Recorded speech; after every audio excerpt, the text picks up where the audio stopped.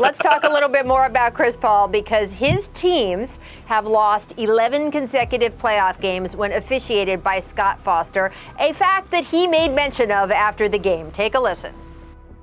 We got to try to, limit their free throw attempts.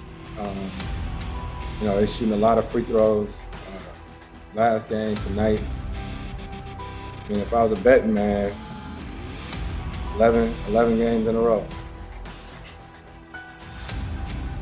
We learned this morning that longtime referee Scott Foster will officiate Game 2 tonight alongside Ed Malloy and Eric Lewis. Foster has not been assigned to a Rockets game, folks, since February 21st, when both Harden and CP3 fouled out against the Lakers. Look at these numbers with Houston. Over the past 3 postseasons, the Rockets are 0-6 in game Foster was assigned to, and 21-7 in all other games. This is not going to be win or lose because of Scott Foster.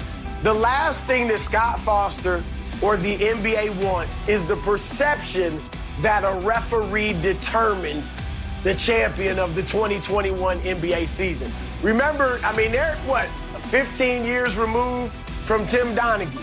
So nobody wants anything like that. Even, this isn't close to that, but even a hint of foul play in the officiating. Now, I'm not saying Scott Foster's going to go out of his way to give Chris Paul and the Suns a favorable whistle, but I do believe they'll get a fair whistle. I don't think the Scott Foster, Chris Paul situation will be a big deal. In Milwaukee, this was before the game.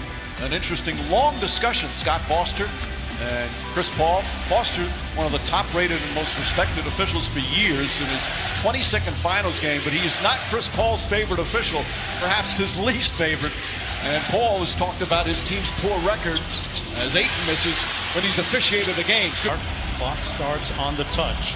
Gilgeous-Alexander is going to have to burn another timeout. Billy Donovan all the way out at half court to make it happen. And they're saying that they called the foul prior to. So that's what the Oklahoma City Thunder is complaining about right now, prior to the timeout. Scott Foster and Pat Frere discussing this. Chris Paul wants a review. I don't know. It was a lot of fouls. I got to take tonight. Yeah, Scott Foster at his finest. You know what I mean? Yeah, he just never fails.